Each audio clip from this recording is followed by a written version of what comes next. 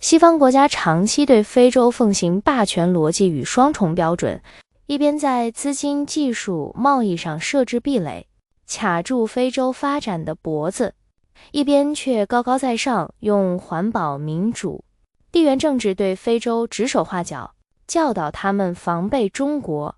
于是，一些被西方话术洗脑的非洲精英，口口声声说不要把我们当受害者，要平等合作。在一次多哈论坛上，利比里亚的女外长警告，中国不要带着索取的目的来到非洲，把非洲当作受害者。面对她的指责，在场的高志凯教授该如何反击？来看看视频。I think at the end of the day, when you're talking about China and the green revolution in China and the energy revolution in China, and we're talking about value addition at home and critical minerals and the use of critical minerals in Africa and so forth, that's where the partnership comes in. Don't come to Africa with the intent to take, but come to Africa with the intent to partner and to spread. Energy solutions can be made at home. We have the critical minerals that are required.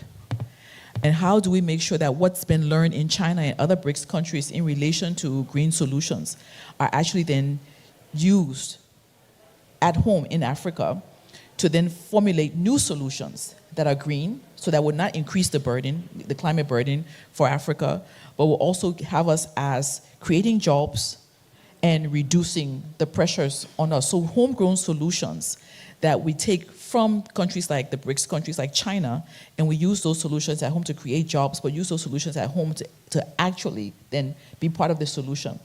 And I think when you see us as victims, when you see African countries as victims, it's a negative start already, because we're not victims. We've been victimized by certain actions that have been taken, but we're not victims. We hold the key to the future. And understand that we hold the key with our minerals, with our natural resources, but also with our experiences and our intelligence and our capabilities. If you see us as partners, coming to the table with us as partners, we can design those solutions together. And AI, can I just touch on AI for a minute?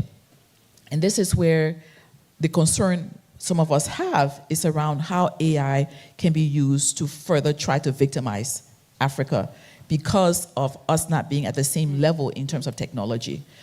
And if people are really interested, if powers are really interested in us having a just world, a just and peaceful world, we'll come to the table from the perspective of the fact that you have a huge youth bulge, huge creativity in Africa. And this is where, in terms of the solutions around AI and how we use AI constructively, can be engaged. We can reduce. This morning we heard about an attempted coup in Benin. And it's been resolved. But at the end of the day, this cannot be the future of Africa. But conflicts come about because of an imbalance in terms of natural resources and in terms of how those natural resources are used to transform lives. And so energy is one of them. Energy is critical, but we can partner in a way where we build on the demographic dividend and use that to really strengthen Africa's position. Getting power across Africa. And I don't want to come across as if I'm here to just praise my president, but I'm so proud to be part of a leadership where within just 2 years, we've seen a huge spread of access to energy. But in order for us to have every household in Liberia, for example, with energy, it's not just about having it, it's about the cost of energy. The cost of energy. And how do we have energy solutions that are affordable for the poorest of the poor? Because it's not about just the solution itself, but the solution being practical for those who have the most need. And those with the most need are not the ones that have the voice and agency to be able to negotiate. So I think the role of the Ministry of Foreign Affairs in the various countries in the global majority, and I like that, thank you for that. The role for the global majority is how this conference, this Doha Forum this year, the first 2 words are diplomacy and dialogue. How do we make sure diplomacy and dialogue take us to the end result, which is about having a more just and peaceful world, and making sure our resources are not used to further victimize, but are used to actually build constructively. Great, thanks. Let me come to you, Victor. Maybe two questions, and then let's see if we get an opportunity to ask to move to the questions from the floor. I mean, China is playing a really important role in technology development that that helps to combat climate change, climate action. A lot of the BRICS statements, and now we saw it also in the G20 statement last week or 10 days ago, talk about the importance of technology neutral interventions to help deal with climate action. What are the initiatives that China specifically might be taking, also in the area of intellectual property rights, given that that is also a hot issue for global South countries, in terms of working together with African countries on helping both to increase energy access, but at the same time to do it in a smart and efficient way?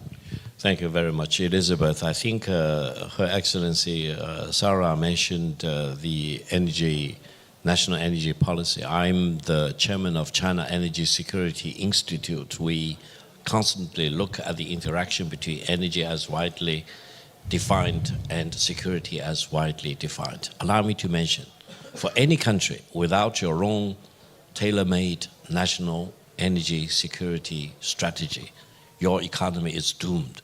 Really, without energy and without a strategy, you cannot really run your economy.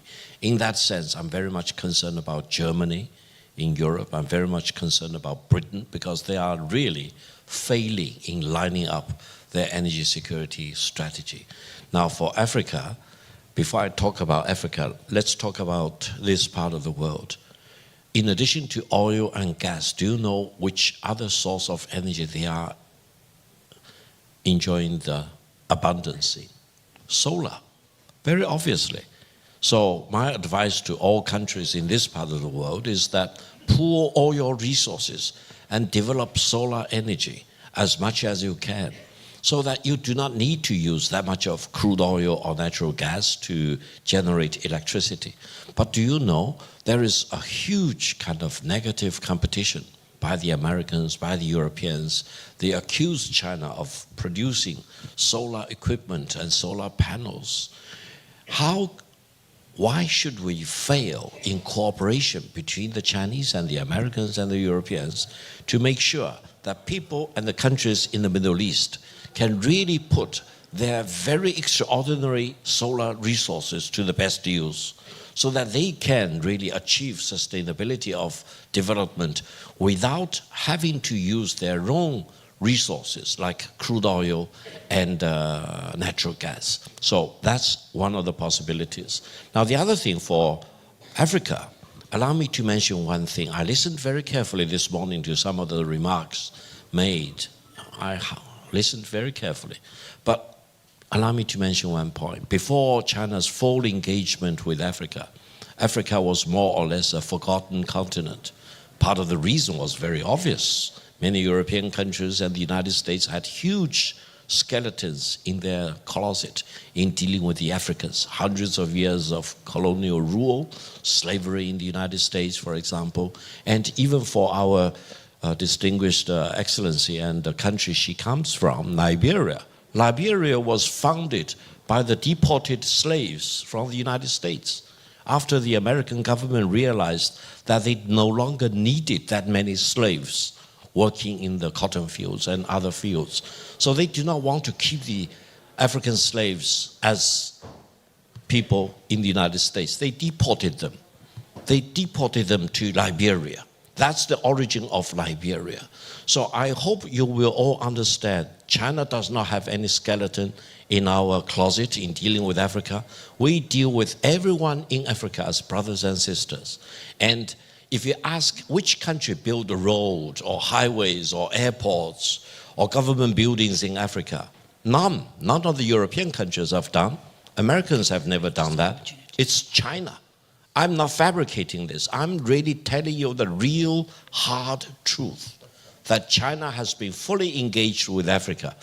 Going forward, China wants to make sure that every of the 54 countries in Africa, for 1.4 billion, if not 1.5 billion Africans, and going forward by the end of this century, you are expecting doubling of the African population.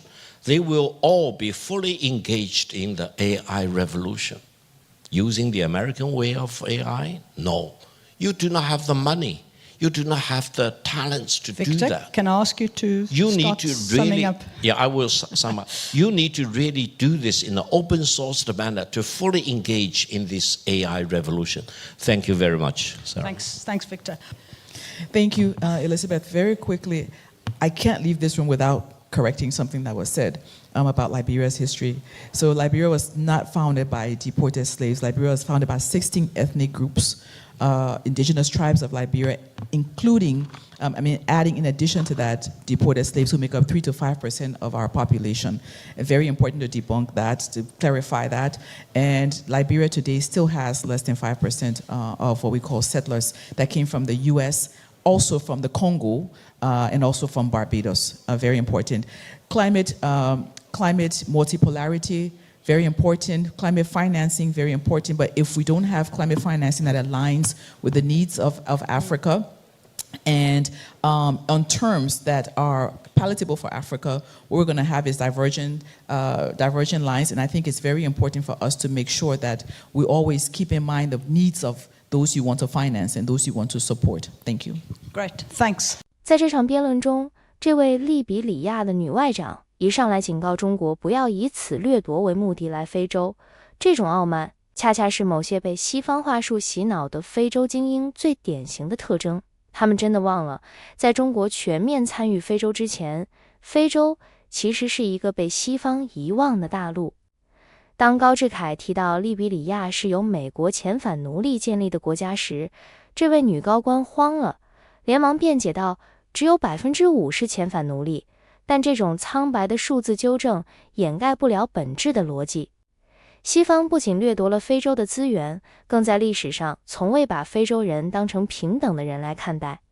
中国带着资金、技术、工程师帮你们修路、架桥、建电站，结果你反而用西方媒体攻击中国的陈词滥调来警告中国，简直是白眼狼。